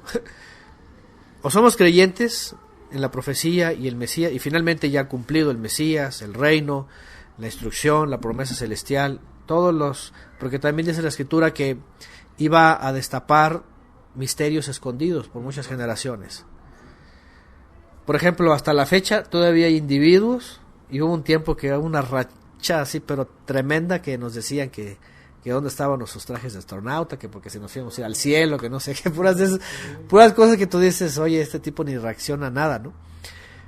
Porque la promesa celestial, pues es eso, es dejar de peregrinar, y dice, seréis como los ángeles, ¿no? En la casa del Padre, lugares celestiales. Entonces vas a salir de este hoyo, básicamente, ¿no? Pero a los cuates no les puede hacer entender esto, no hay discernimiento, no tienen ni siquiera pensamiento. Entonces, y mucho menos, ¿por qué? Porque dice la Escritura que el Mesías iba a revelar cosas que estaban escondidas desde las edades. Entonces, si no tienes discernimiento, no te va a entrar por ningún lugar. Tu esperanza es terrenal. Totalmente, o sea, lo único que va a esperar es aquí en la tierra, aquí y ahora, aquí va a estar para siempre. Les va a decir como a Pedro, ¿no? Aparte de mí, pones tu mirada en las cosas terrenales, en las cosas del hombre, ¿no? La mayoría de la gente que piensa así, de veras, tiene una vista y una mente muy limitada. ¿Por qué? Porque si ni siquiera puede echar un pensamiento celestial, pues que no hay ni discernimiento y lo único que espera es terrenal. Por eso todo este sistema es terrenal, basado en la tierra, un rey terrenal, un reino terrenal, un templo terrenal, otra vez todo terrenal, porque eso es su límite. Están mesurados, esa es su mesura, ¿no? Su medida está ahí. Bueno, 14, ¿de quién tomó consejo? ¿Quién le instruyó? ¿O quién lo adoctrinó? Dice esta versión. ¿Se imaginan? En el camino de la justicia, o le enseñó el conocimiento, o le mostró el camino del discernimiento. ¿Quién? He aquí las naciones le son gotas en un cubo. Valen lo que el polvillo de la balanza. ¿Qué les parece? He aquí, y dice las naciones, o sea, está hablando de pueblos y multitudes. Dice, son como gotitas. Y son como polvito ahí entre... ¿verdad? De la nada, sí, se sopla, vámonos por ahí todas las naciones, ¿verdad? Es basura, ¿para qué quiero esto? Las islas le pesan lo que un grano de polvo. El Líbano no basta para leña, ni sus bestias alcanzan para el holocausto. O sea, lo que está diciendo es, y eso es lo que le dice al hombre, ¿no? Y eso es lo que el hombre tiene que entender en un momento. Estás delante de... no puedes alcanzarlo ni nada. O sea, si alguien cree que es muy inteligente y puede resolver las cosas que los hombres se han preguntado, realmente lo que está haciendo es inventarse nada más algo para asombrar a otros. Pero no es la realidad. Es como inventarse un chiste o un cuento, ¿no? Este es nuevo, no me lo sabía, ¿no? Pero no le van a llegar pues al Creador, ¿no? O sea, lo que está diciendo es, y aquí, por ejemplo, el Líbano no basta para leña, y en aquella época pues el Líbano, y hasta el día de hoy, pues son montañas llenas de bosques y cedros y bueno, cualquier cantidad de madera, ¿no? Pero dice, no basta, para hacer una leña no basta, dice. Una fogata, ¿va? Ni sus bestias alcanzan para el holocausto. Delante de él todas las cosas son como nada. Como cosa vana le son estimadas. ¿Con quién compararéis a él? dice, ¿qué imagen le contrapondréis? La estatua que funde el escultor y el orfebre recubre de oro y el platero le suelda cadenillas de plata. Y aquí viene otra de las cosas tan evidentes para la actitud insulsa de los hombres en todas las edades, que hacen un ídolo y le dan todo el poder y la autoridad y la alabanza, ¿no? O sea, es una cosa ridícula, ¿no? El que es muy pobre, dice, en la ofrenda escoge un leño que no se pudra, se busca un hábil tallador que le talle una estatua que no se mueva. ¿No sabéis ni habéis oído? ¿No os lo anunciaron de antemano? ¿No lo habéis entendido desde la fundación del mundo? El que se sienta sobre el círculo de la tierra, cuyos habitantes le son como langostas, que extendió los cielos como un velo y los desplegó como tienda que se habita, que reduce los príncipes a nada y convierte en vanidad a los jueces de la tierra. Apenas plantados, apenas sembrados, apenas arraigados en la tierra, sopla sobre ellos y se agostan, y el vendaval los arrebata como paja. ¿A quién me compararéis para que me asemeje? Dice el santo, el apartado, el consagrado. Y obviamente pues no hay comparación, ¿no? Aquí empieza a poner toda una lista, comenzando con el ídolo vano, ¿no? Ahora que estuvimos allá que pasamos por Valladolid y pasamos a las ruinas ahí en Yucatán, de veras está la gente hábil, con una sola navaja, que es como una, ¿cómo le llaman estas? Como un cepillo de carpintero, y una, o sea, haciendo unas máscaras así como los yucatecos antiguos, ¿no? Con sus, que eran como penachos parecidos a los aztecas, pero eran diferentes, ¿no? Pero una cosa asombrosa, pareciera como si las metieran a las estas cortadoras de 3D y de láser, y que hacen unas figuras casi perfectas, ¿no? Y estos tipos así bien diligentes en hacer estas figuras, ¿no? Y los ídolos antiguos, ¿no? ¿Ah? Tallados en madera y bien pintaditos. Tú dices, ¿estos qué onda? O sea, son maestrazos de la artesanía, ¿no? Obviamente puros ídolos, ¿no? Pero lo que voy es, cuando tú ves esas ruinas y ves todas estas cosas, ves, tienen una exhibición ahí en un museo, una tumba de un rey, ni me acuerdo el nombre, yucateco, maya, ¿cómo se llama Bueno, como sea, una cosa impresionante en piedra, o sea, le hicieron el ¿cómo se llama? Para el sarcófago, pero una cosa impresionante, una roca cuadrada así impresionante, grabada toda así, grabada, bien grabadita, con cualquier cantidad de ídolos y todo lo que sea. Y su tapadera también, porque la tienen levantada, ¿no? Para que la gente vea ahí toda la onda, ¿no? Y grabada como si fuera hecho así con láser. Una cosa impresionante. Pacal, sí, ese es el rey Pacal. Ajá, ese es. Y a lo que iba es cómo el hombre, tanto para el ídolo o para el mismo hombre, cómo se esmera y cómo hace de todo lo que tiene, ¿verdad? Sí. Una locura. Y lo que está diciendo aquí el Eterno es, y él mencionando a todas estas gentes, ¿verdad? Todas esas naciones, es como polvo. O sea, al final de cuentas, todo lo que hacen, todo lo que sabían, todas sus matemáticas, todo lo que, sus ciencias, todo lo que sea, todo es polvo, es basura. No solo no alcanza, no sirve para nada. O sea, por eso a veces decimos, a ver, ¿de qué les va a servir a una persona meterse de lleno a tantas ciencias, a tanta escuela, a tantos títulos, a todo esto, ser alguien, si todo eso es basura? Todo eso es como polvo que...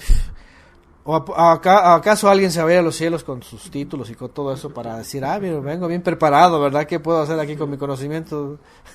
¿Entienden? O sea, está en la categoría de nada, ¿no? Está en la categoría de nada. Es como si alguien llegara, oye, ya sé sumar 2 más 2 y quiere llegar a la NASA, ¿no? Por decirlo, que ya sabemos que ya saben la controversia, ¿va? Van a decir, no sirves para nada, ¿no?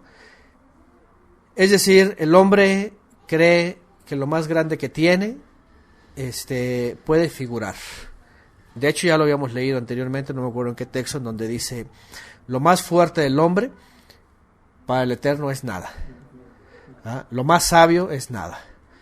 Lo más que pueda tener el hombre para el Eterno es nada, y además no va a trascender para nada. No va a servir para su futuro nada. Y ese es el punto que está diciendo aquí, ¿no? ¿Con qué lo vas a comparar? ¿Con qué es semejante? Dice el Eterno. 26 dice, alcen vuestros ojos a lo alto y miren, ¿quién creó aquello? El que saca a su ejército por número y a cada uno llama por su nombre. Fíjense nada más. Y por la grandeza de su fuerza y fortaleza de su poder, ninguno deja de presentarse. Porque hablas, oh Jacob, y dices, Israel, mi camino está oculto al Eterno, mi Elohim ignora mi causa, y sobre todo le está dando una cátedra a Israel, sobre todo a los incrédulos, ¿no? A los que tenían una visión muy corta, y es que es parte de la debilidad del ser humano. Incluso a veces nosotros mismos, pensando en nuestra condición, en lo que vemos en el mundo afuera, en la vanidad del mundo, en estas cosas perversas que el otro día estaba viendo una noticia de, no sé en qué país sudamericano, creo que en Brasil, en alguno de estos lugares, alguien puso por ahí, no sé si es cierto, a veces ya no sé si es real, pero no se me hace extraño, por ejemplo, cosas como, en tal país, el hecho de que ya hables en contra, por ejemplo, de el movimiento LGTT, quién sabe cuántas T, y en verdad todo eso, que ya va a ser motivo de cárcel, por ejemplo, que hables abiertamente en contra, denunciándolo, ¿no? No sé si sea real, ¿no? Pero en algunos lugares ya es penado. A lo que vamos es, después de ver todo eso, y aunque no nos vamos a callar, lo que más anhela uno es ya salir de esto, ¿no? Decir, sabes que ya que se acabe, que ya venga la redención. Ya no soportamos todo este sodomismo, toda esta maldad, ¿no? Delincuencia, o sea, cosas, violencia, asaltos. Hace rato estaba hablando del asalto, ¿no? Que ahí en la vuelta saca el arma y dame tu celular, ¿no? Y el arma, ¿no? Un loco que de pronto puede disparar y o sea, es una cosa tremenda, ¿no? Entonces, pero lo que vemos aquí es algo que tenemos que ejercitar también paciencia, porque del Eterno son los tiempos y Él sabe por qué y cuándo. En aquella época, imagínense, aquí está hablándole a Jacob, hablándole a Israel, tratando de decir, dice, mi camino está oculto al Eterno, ¿verdad? Mi Elohim ignora mi causa, le pregunta, pero el Eterno le está diciendo a Israel, la profecía, le está diciendo quién es, y también le está tratando de decir, y es que ya lo ha dicho antes, que cada cosa que él dice lo va a cumplir, pero en su momento. Punto, en su momento. Si no les tocaba a ellos, pues ni modo, tenían que esperar, ¿verdad? Algunos, por ejemplo, se fueron al exilio, y es que 70 años son tantos como para que los que se fueron de 50 años ya era seguro que no regresaban. Ahí quedaron. Ni se diga los ancianos, ¿no? Algunos ni se los llevaron. De hecho, dice la historia que tanto los pobres como los más viejos no se los llevaron, se quedaron en la tierra. Pero para algunos era algo que ya no iban a ver. Para otros, evidentemente, pues sí. Y le está diciendo pues a Israel, ¿no? Dice en el 28, ¿acaso no lo sabes ni lo has oído? El Eterno es Elohim eterno. Fíjense nada más. Y aquí viene otra vez esta palabra, ¿verdad? Vamos a ver si es la misma que leímos la vez pasada. Así es. Bueno, aquí viene la palabra Olam. Elohim de edades. Bueno, tiene que ver con tiempos indefinidos. Creador de los confines de la tierra. no se cansa ni se fatiga, y su inteligencia es insondable. Ahí está. Esa es creo que la palabra que usa Shaul de Tarso, no sé, a ver si ahorita la vamos a ver. No puede ser penetrada, dice en otra versión. Imposible escrutar, inescrutable. Sí, es la que usa Shaul de Tarso, ¿verdad? A ver si alguien pone el texto de los Romanos. Insondable, inescrutable, infinita, dice otra versión, la Dios habla hoy.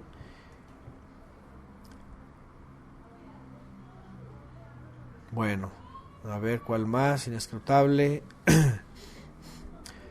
¿Cuál más? Hasta ahí, usan esas palabras. Bueno, a ver si alguien pone la de... Ahí donde me quedé. 28. Romanos 11:33. Gracias, Enrique. Qué inmenso es el caudal de la sabiduría y del conocimiento del Todopoderoso, cuán incomprensibles son sus juicios e inescrutables, ahí están sus caminos, otra vez, insondables, inaccesibles, y eso es lo que el hombre hoy día, y bueno, me refiero otra vez a esto porque se ha llegado a calificar a personas con un supuesto IQ, le llaman, ¿verdad? Muy alto, con capacidades extraordinarias y como que wow, son la gran cosa, ¿no? Personajes del pasado o del presente o del pasado cercano, creyendo que pudieran resolver todo o tener todo el conocimiento de todas las cosas, ¿no? Y otra vez volvemos a lo mismo. ¿A qué se basa el hombre con todo lo que tiene? Nada más a lo que tiene, está limitado, sencillo. Por ejemplo, si se trata de, no sé, un auto, está haciendo lo que es él nada más en una máquina, ¿no? Con un corazón, con fluidos que están recorriendo, con una energía, ¿va? Para moverse, con artefactos para caminar o para rodar, o sea, ¿va? Para mirar, o sea, es lo mismo, nada más lo está proyectando en un vehículo, en una forma, ¿no? Pero todo lo que está en su entorno no es una cosa que diga, esto me lo inventé yo, no, mira que no, se está basando en lo que es. O se le ocurre hacer un avión, wow, qué invento. Oye, esa es una copia de un ave. Es verdad, porque ahí vemos los que primero empezaron a intentar hacer un artefacto, vieron un pájaro y dijeron, mira, vamos a ver cómo le hace el pájaro, ¿no? Y le pone alas, obviamente, ¿no? Y de ahí te agarras todo lo que tú quieras, nada es original. No puedes decir, ya hicimos esto y somos autosuficientes, independientes y creativos. No, no es creativo. Realmente se hace de lo que ya está. No puedes hacer nada más. Te haces un refrigerador, vamos a hacer un refrigerador, vamos a conservar. ¿De dónde te basaste? Ahí está la nieve, ahí está el hielo, ahí está el clima, ¿no? El calor, o sea, todo está hecho pensando en un modelo que ya existe, todo. No es el hombre creativo, realmente no puede pensar más allá de lo que nada más ve y lo que tiene. Por eso no hay nada nuevo, ¿no? Incluso cuando se habla del genoma humano y todo eso, peor, porque ya se está basando de la genética que originalmente es el eterno. Y ya es una manipulación, al final de cuentas no es nada creativo y no es nada nuevo. Entonces, la verdad es de que el hombre queda ridiculizado. O sea, queda evidentemente, pero sale con su ciencia y que su conocimiento y que no sé qué, ¿verdad? Que esto y que el otro, esos disque brillantes, gente brillante, ¿no? Y la verdad es de que si se escucharan desde lo que es la sabiduría del Eterno y el discernimiento, se darían cuenta del ridículo. Pero como están en su distopía, creen que son brillantes, ¿no? Y no son nada brillantes, ¿no? Entonces imitan, dice aquí Sonia, solamente imitan, ¿verdad? Imitan al Creador. Romanos 11:33, ok, aquí está otra vez. Elohim es inmensamente rico, su inteligencia y su conocimiento son tan grandes que no se pueden medir, nadie es capaz de entender sus decisiones, ni de explicar sus hechos. Además, fíjense nada más, de entender sus decisiones, dice esta versión, ni de explicar sus hechos. Y esa es la realidad, por más que el hombre quiera explicar algo, la verdad es de que no lo va a hacer nunca con la sabiduría del Eterno, solamente se va a basar en sus ridículos numeritos y sus ridículas ecuaciones, ¿no? Que nada más le caben a él en la cabeza porque cree que así es el mundo, ¿no? Y la verdad es de que no es. Bueno, 29, él fortalece al cansado, acrecienta el vigor al que no tiene. Aún los muchachos se fatigan y se cansan, los jóvenes tropiezan y vacilan, pero los que esperan el Eterno, y aquí viene, tienen nuevas fuerzas, remontan vuelo como las águilas, corren y no se fatigan, andan y no se cansan. Y la pregunta aquí es, ¿a qué se refiere también esto, no? Porque tú puedes decir, tienes mucha fe y todo esto, ¿va? Pero súbete corriendo el Nevado de Toluca. ¿Eh? Dice, no, yo por eso no fui, ¿verdad? Hay personas allá que suben desde las faldas, y van, y atletas. Pero al final de cuentas, pues se cansan, ¿no? Llegan así como que me quedan todas las energías desde que me... Y bueno, dice la escritura, y lo vemos en el Brit Hadashah, y efectivamente, bueno, a algunos sí se les cumplía en un sentido físico. Vemos a David y a sus valientes, esos tipos parece que no se cansaban, ¿no? Parecían máquinas, ¿verdad? Demoledoras. Dice como tenían nuevas fuerzas, ¿verdad? Remontaban como las águilas, ya saben, hablan de esta parte de la vida del águila, ¿no? Que en sus años renueva sus alas y se lanzan al vacío, y entonces para tumbar las viejas plumas y todo este asunto. Pero a lo que voy es de que la escritura dice que en él, dice, nos fortalece. Dice, el hombre interior se fortalece, mientras el hombre exterior se envejece y va muriendo, dice, el interior se va fortaleciendo. Qué interesante, porque el hombre natural, el de afuera, cree que se va acabando todo hasta la tumba. Ajá. Pero la escritura dice que es todo lo contrario, ¿verdad? Que sí, ciertamente vamos a volver al polvo, pero lo que hace el Creador con nosotros es fortalecernos de adentro, ¿no? Y tener más esperanza, tener más fe, tener más discernimiento, tener más capacidad. Por eso se habla de el crecimiento, y el crecimiento es esto, interno, no externo, ¿no? Lamentablemente hoy día, por nuestra condición sedentaria, ¿verdad? Ya hasta nos hace falta movimiento, ¿no? Hacer algo, porque ya cuando te agachas por algo y ya te quejas, ya entonces ya sabes que ya está llegando, ¿no? Eso, cuando empezamos a sentir eso. Pero por otro lado, ¿qué importa al cuerpo? Finalmente se va desgastando, ya nos rechinan algunos huesos, ¿verdad? Ya se acaba el color de nuestro pelo también, ¿verdad? Nuestros vellos, ¿verdad? Etcétera. Pero ¿qué importa? Mientras nos estemos fortaleciendo por dentro. Y eso es lo que hace el Eterno, fíjense. Los que esperan en el Eterno tienen nuevas fuerzas. Y esto es algo que es lo asombroso, ¿no? Afuera puede estar, porque hoy día, por cierto, está de moda, ¿verdad? La gente que se va al fitness y estas cosas, y está en el gimnasio, y mucho movimiento, y según muy atletas, y mucha alimentación y todo eso. Pero por otro lado, por ejemplo, en las convicciones, en la fe, en la obediencia, en todo eso que el Eterno sí cuenta, son débiles. En las concupiscencias, por ejemplo, ¿no? En la vida cotidiana, los pleitos, todo eso se desbordan. Ahí no hay control, no hay dominio propio, ¿verdad? Pero las nuevas fuerzas que da el Eterno es justamente para eso, ¿no?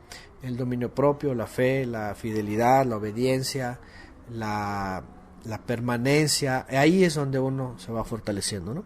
Nuevas fuerzas, y remontan vuelo como las águilas. Es decir, te rejuveneces y entonces pasas a la categoría como de joven, pero internamente, ya no externamente. Y bueno, es algo que vemos, por ejemplo, en los apóstoles, ¿no?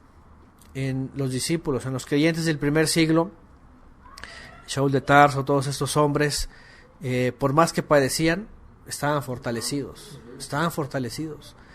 Por más que los encerraban y los azotaban y los apedreaban, salían cantando, salían danzando, ¿verdad? se sentían dignos, dice, de haber padecido.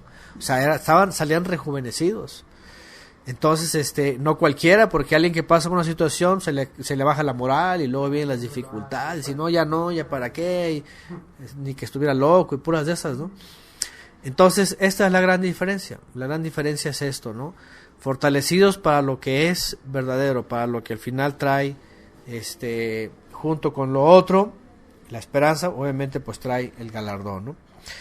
Corren y no se fatigan, andan y no se cansan. Y en la fe, en el peregrinar, pues es eso. El peregrinar es un caminar y es como dicen por ahí, es como el maratón, ¿verdad?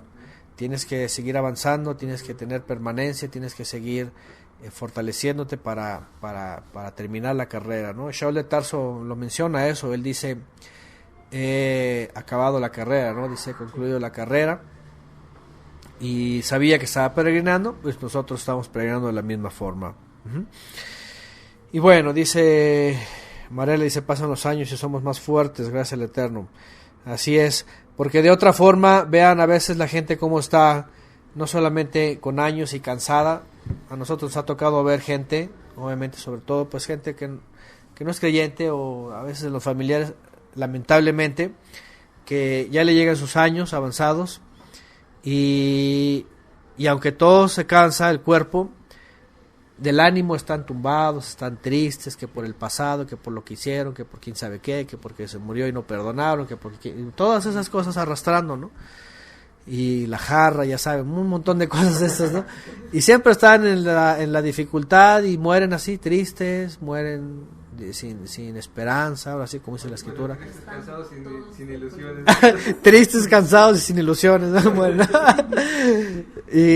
y tumbados totalmente, ¿no? O sea, de veras la gente se nota, ¿no? La tristeza y la amargura, todo eso, ¿no? Y no, en el caso del Eterno, obviamente, cuando comienza con el perdón a los demás y a uno mismo y el teshuvah, ahí comienza el rejuvenecer, ¿verdad? Y ahí comienza una vida nueva que va creciendo y va fortaleciéndose, ¿verdad? Así que pues el Creador aquí nos pone toda una cátedra, tanto hablando de lo que Él va a cumplir, su palabra permanece hasta el día de hoy, Él es fidedigno, Él lo ha cumplido, nosotros solamente hay que sostenernos y estarnos rejuveneciendo con las fuerzas que Él nos da. De otra forma, pues vamos a acabar en el sepulcro nada más como